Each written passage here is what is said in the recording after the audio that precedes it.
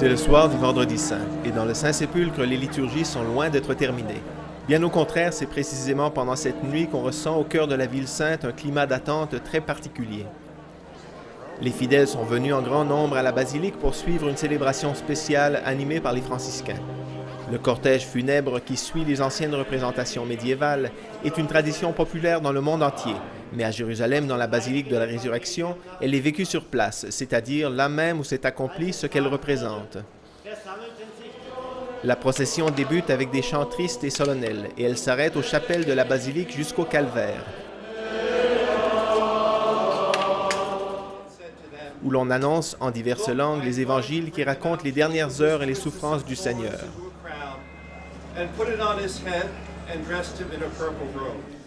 Le secrétaire de la custodie porte le crucifix jusqu'à Golgotha. Après la proclamation de l'Évangile, 2 diacres débutent la cérémonie de la déposition du Christ de la croix, qui se déroule dans une atmosphère de prière et de deuil. D'abord, la couronne d'épines.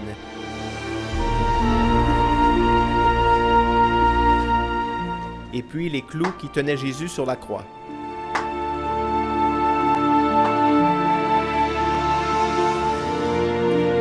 Il se crée vraiment une atmosphère chargée, car chacun ne peut s'empêcher de méditer sur l'événement historique qui s'est produit en ce lieu.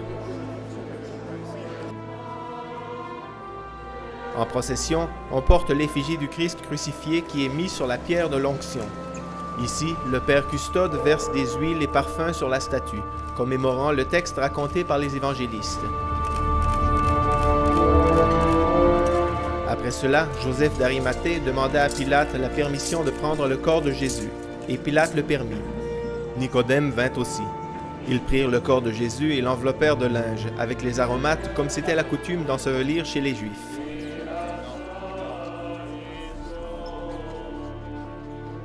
Puis, de la pierre de l'onction, la procession se dirige vers le Saint-Sépulcre, où l'inhumation est complétée symboliquement. Or, il y avait un jardin dans le lieu où Jésus avait été crucifié, et dans le jardin un sépulcre neuf, où personne encore n'avait été mis. Ce fut là qu'ils déposèrent Jésus. Et de ce tombeau, nous connaissons tous l'histoire qui sera proclamée lors de la veillée pascale et le dimanche de la résurrection.